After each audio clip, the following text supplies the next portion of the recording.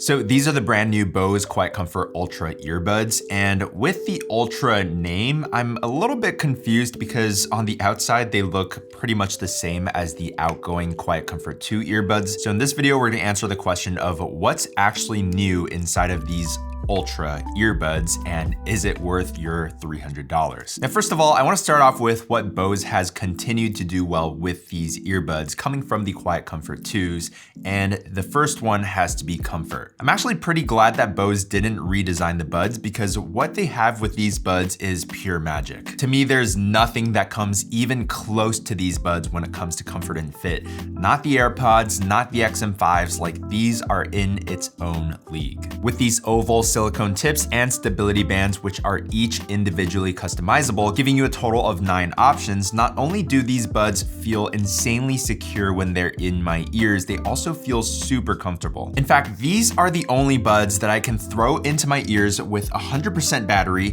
drain them down all the way to 0%, then take them out after like hours and hours and have zero discomfort or pressure points. I can't say that about any other earbud. So yeah, comfort-wise, these are the best earbuds in the game, and I can't say enough great things about them. Another thing I'm glad Bose didn't change is the multimedia controls. So you still have the swipe up and down to change volume, as well as your tapping motions to, play, pause, skip track, go back, and change your listening modes. And this has worked really well for me, especially with this huge surface, which makes swiping on them really accurate and really easy. And with the Bose Quietcomfort Ultra earbuds, we now have this new matte metallic surface that gives it a sleek and modern touch. I actually quite like it, and it does make it look slightly elevated over the outgoing Quietcomfort 2 earbuds. And then the last thing is the noise canceling, which Bose has always been really good at. I'd probably rank the Bose and the Sonys on top, and then sort of like in the distance, there's the AirPods.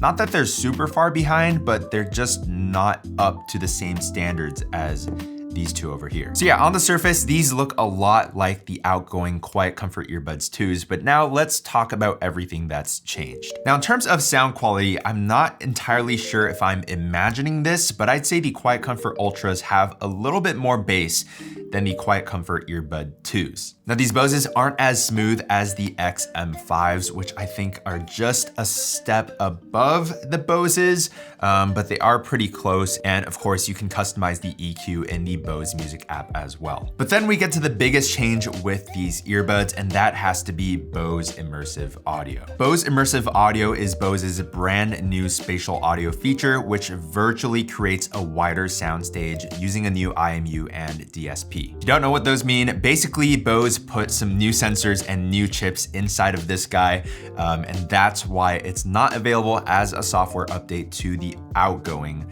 Quietcomfort Earbuds 2s. Now, the way it works is in the Bose Music app, there is a new immersive audio section. If you tap that, you'll see off, still, and motion. So still is best when you're sitting down or stationary, and that is when the speakers around you don't move. So as you turn your head, you'll hear more sound coming from one ear and sort of get this 3-dimensional effect. And then motion is the setting that I use most often because I am typically walking around my apartment. And this is when the speakers are tracked to your head. So you still do get that wider soundstage, but again, it is tracked to your head. Okay, so that's great and all, but how does Bose Immersive Audio actually perform? So I tested a variety of songs with immersive audio. Some are a little bit more chaotic with layered instruments like electronic and pop music, and then others are a little bit more acoustic, right? You're more focused on the vocals, thinking like Alicia Keys, Mariah Carey. And what I found is that it actually works pretty well across all genres of music. Now, right when you turn on immersive audio, you will notice a slightly wider soundstage, and it does sound very good. But also you retain the thumpiness of the bass, which I know you typically lose in a lot of these virtual sound stages. So I'm really glad that it keeps the bass. And yeah, overall, it does make the music feel more 3-dimensional. I like it a lot. Now, does it work better in certain genres over other genres? Yes. So for electronic and pop, like sort of those layered music, I found that it works a little bit better. And for more vocal and acoustic focused tracks, like I was saying with Alicia Keys, Mariah Carey, like it can sound a little bit overly processed for some tracks. But yeah, I think it works really well, and I'm glad that Bose is doing this. Seems like all the other manufacturers are doing it to some extent, and so Bose probably felt like they had to catch on.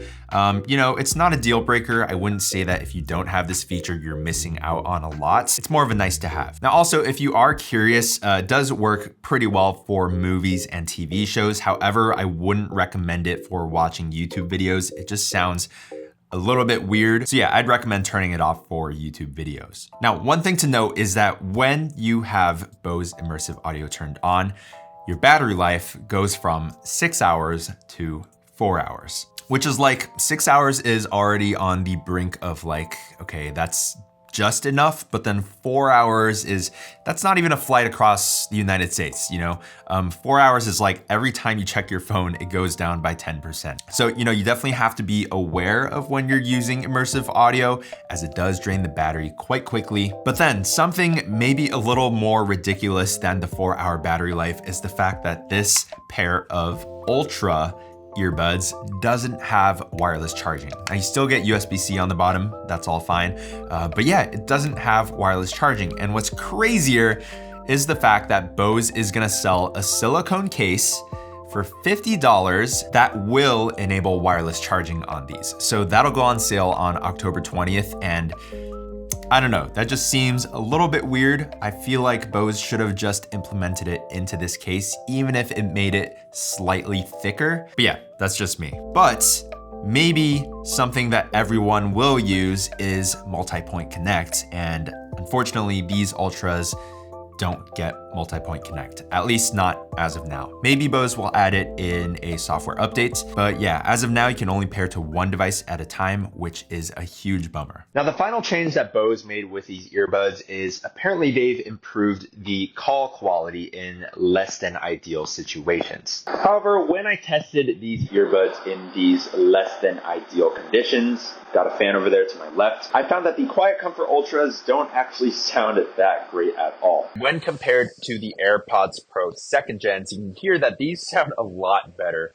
I'm also going to switch to the Sony WF-1000X M5s, and these sound even better than both the AirPods and the Bose Quietcomfort Ultra earbuds. But what do you think? Are the mics on these any good? Let me know down below. All right, so to wrap it up, do these Bose Quietcomforts deserve the Ultra name tag? Well, truthfully, the incremental upgrades seem to say no. Like really, the only things that have changed with these earbuds are the new metallic finish as well as Bose Immersive Audio. So why did Bose give these the Ultra name? Now, my hypothesis here is that as we're entering the final stages of active noise canceling earbuds, sort of reaching their final form, Bose is basically saying, hey, this is it. This is the culmination of years and years of research crammed into a tiny earbud.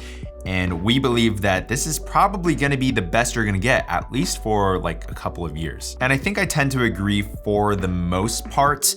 The active noise canceling in these earbuds are good enough where if it doesn't get better in the next few years, I'd be perfectly happy. But still, to me, if you're gonna put Ultra in the name, you can't compromise on core features. And these core features definitely include wireless charging and multi-point connect. But what do you think? Are you gonna be picking up one of these Ultra earbuds, or are you gonna wait for maybe the next iteration where maybe we're gonna have multi-point connect? If you're interested in picking up these buds, I'll have a link down below. Definitely use that link to support the channel. It really means a lot to me. Also, if you're not subscribed already, definitely get subbed up. I'm trying to reach 200,000, so any help is greatly appreciated.